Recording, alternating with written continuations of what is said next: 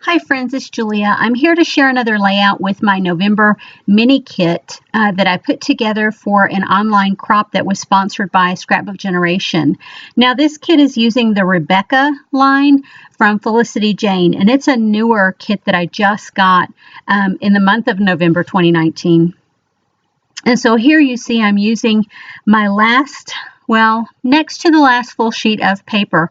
I do have one additional stripe paper going on. That piece there is another, that blush color one is one that I cut out of the center of a full sheet, and that one is just a scrap, and I'm just going to layer all of this up to create my background. I love creating those layered backgrounds, and for some reason, oh, I'm going to cut out the center of that. I had forgotten I did that. Okay, so yeah, I just go around and cut out the center of that paper only because, yeah, another of my favorite colors. I am one of those girls that should have been born or an adult in the 1970s because Harvest Gold and Avocado Green are a couple of my favorite colors.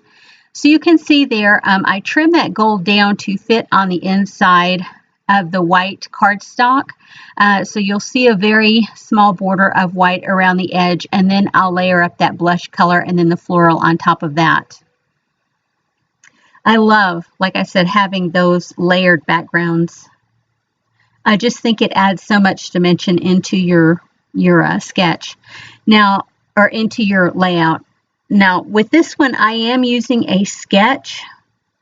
Oh my gosh, and I believe it's from the blog called Sketch and Scrap, and it is one of their November sketches. I don't know if it's their mid-month sketch or if it's their first of the month sketch, but it's one of them. And so of course, I'll start following a sketch online, and then, of course, I'll always veer off. That's just me. It's what I do. I make it my own. And so here's what I've done with this one. Again, I've made it my own. I am going to cut that photo down. You don't get a full shot of the bridge.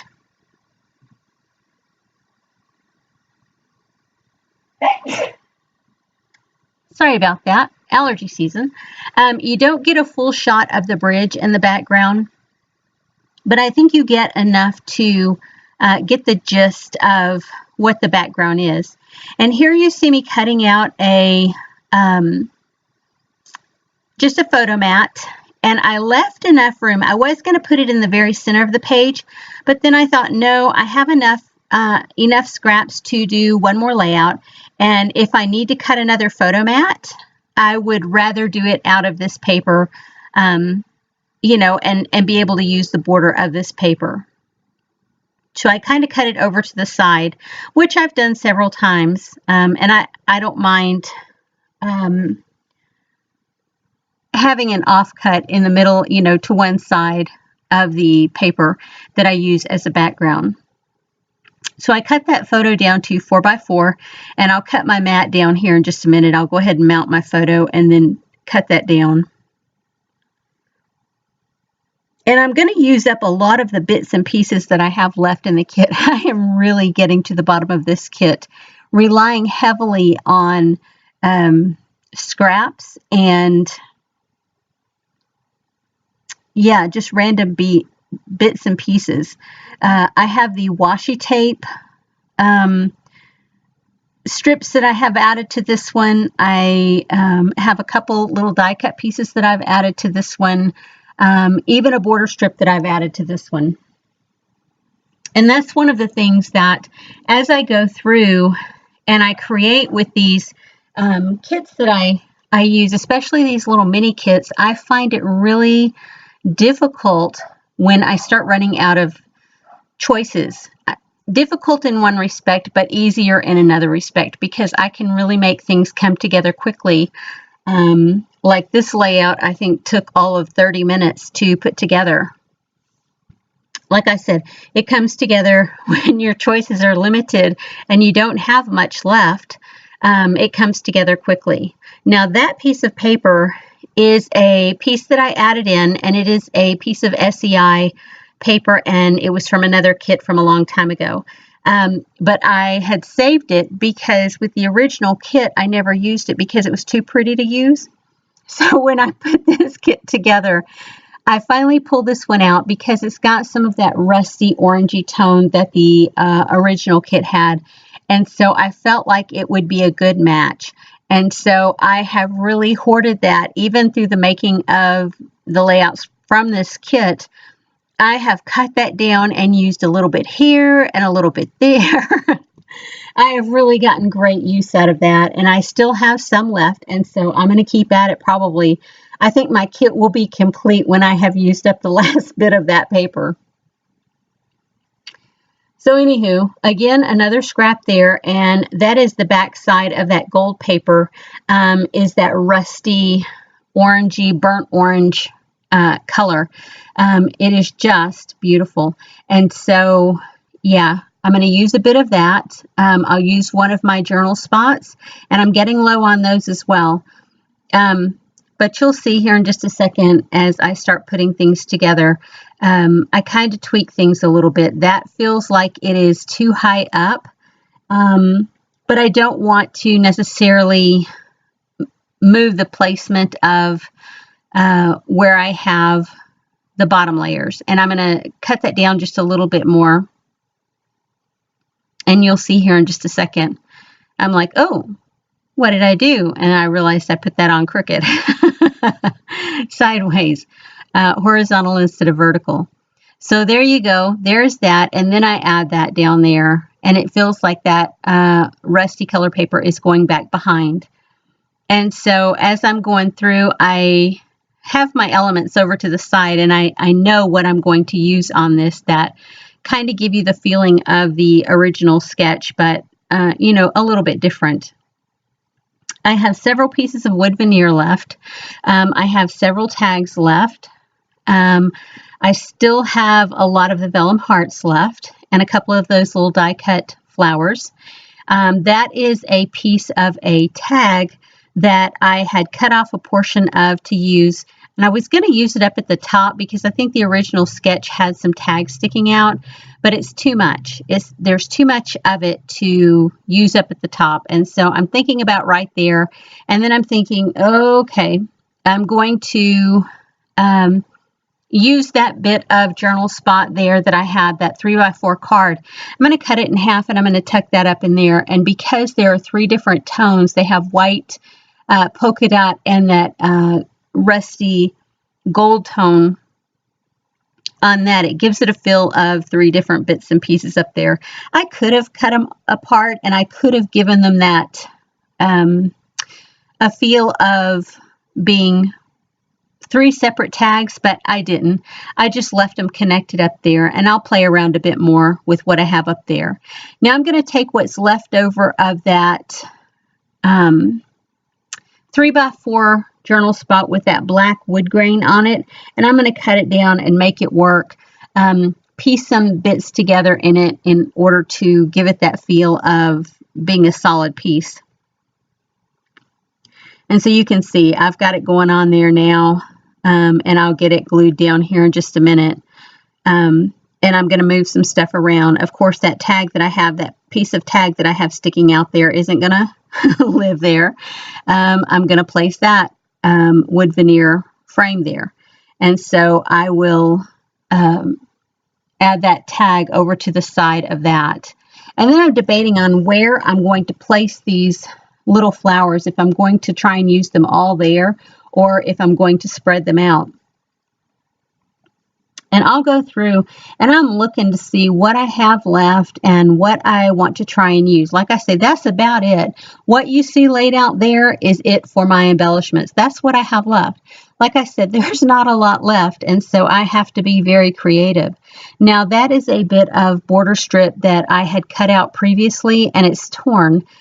And so I have to be very cautious about where it goes on there because it's got a big old tear right across the middle of it. And again, that's okay because I'm going to make it work. With washi tape, I think it all has that feel of being fragile. And so if if it has torn a little bit, I'm not going to be overly concerned. It'll go back together. Even if you can see the tear, again, I'm not concerned about it. This photo was taken when I was at the Victoria Marie Scrapbook Retreat in the summer of 2018. It was at the Covered Bridge Inn in Weatherford, Texas. And really, there is a covered bridge. It's when you turn into the driveway, you literally have to drive across this little bridge to get onto the location's property. Very beautiful scenery, very beautiful setting. It is close to Fort Worth, Texas, but far enough away that it still has a very country feel. So I'm just going through looking and seeing what I have left. I have that cute little tag that I've pulled out there, but it has a shade of green on it that just isn't anywhere else on the page, with the exception of maybe those dots on the washi strip at the top of the page, but not enough so that I'm going to try and pull it to other areas of the layout. I'm going to look at what I have to create my title. And I was planning to use a tab or a tag to write Covered Bridge Inn on, but then I realized I don't have any that are really appropriate to use. And so once I get my title laid out, and I'm going to use the tile letters to put that down, then I will use the wood veneer, because the wood veneer letters, to create a title as well, a mini title. Those I just ran through my Xyron sticker maker, added some adhesive to the back of them because they are vellum. If you use any type of tape runner to go behind, or glue dot or anything, it'll show through. And so if you run it through the Xyron, you get adhesive across the entire back. I use one of those tabs up there, and it has a leopard skin feel to it. The die cut pieces had several little bits and pieces that had that leopard feel. I am so not into that as far as clothing choices or decoration choices or scrapbook choices. So I've used them here and there sparingly, not enough that you're going to necessarily be drawn to them in my layout. It's just not a matter of design choice for me.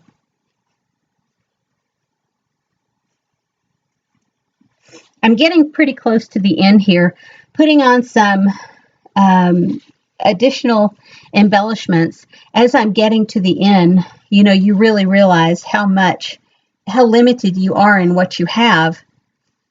So there I have taken that bit of red, because it has a feel of, it can almost be a burnt orange red. It's not a super bright ruby red. And I've got that burnt orange heart, and I've got that orange paper across the bottom, as well as that burnt orange color on the background piece under the heart beside my photo. Yeah, I felt like I needed to balance out a little bit up in that top corner because of that. I was going to put that rusty color flower up there, but then I opted not to, only because I don't know why. There was a rationale why I put the pink one there. I don't remember why. Maybe it was to take away from the leopard print. So I'm just going through here, still placing some things. I put that little label sticker down there on the bottom, and I put the yellow flower there, and I popped that label sticker up with some foam adhesive on one side, only because it is on the wood veneer piece, and so it's a little raised up and it would have bent significantly. So here I am taking that tile letter sticker sheet that I was really hesitant. I've had it in several kits in the last couple of years, and I've always pulled it back out because it's my favorite color, that blushy pink. And so I've pulled it out, and I was determined this time to put it into a kit and to use it. And I have used the heck out of it. And so here I go again using it because I didn't have the correct letters to use on with the wood veneer alphabet, which is okay because I'm still going to get a bit of a title out of that too, a subtitle, if you will. So my title is just going to be Covered Bridge Inn, and I am creating it all on that with those tiles. And you see I'm using my ruler to put it down on. I always use my rulers to put it on. And there I'm looking to see what else I have to create my secondary title. And so I'll hold off for a second, and I'm going to put that first one down and see. I was going to put it there, but I don't like how that hangs off. So then I went above the that rusty color paper there and just added it there. I'll smash those letters down pretty good. It helps when you go back over it with a hard surface and smash them down. Now I'm looking to see where I want to place that other rust-colored, brownish color flower bit. And I want to take away from at the bottom of the interior of the photo frame, there is, I had to fill in some spaces and some gaps to, fill that space up with some leftovers from that journal card where I die cut out of it. And so I wanted to cover part of that up, not necessarily cover it up, but disguise it to some degree. And here I go. I'm just going to add my dates on there and a few other bits and facts, Weatherford, Texas, and Scrapbook Retreat. And then I've got that big area there on the rusty color section, and that's where I'll put my subtitle because it was just a big open area that was too large for my taste. Anyway, I hope you enjoyed watching this video today, and I hope I've inspired you to get into your stuff and to scrapbook something there, or make a card or do something crafty with your supplies. Anyway, I will see you guys on the next video, and I would love it tremendously if you would flip me a thumbs up. See you on the next video, guys. Bye-bye.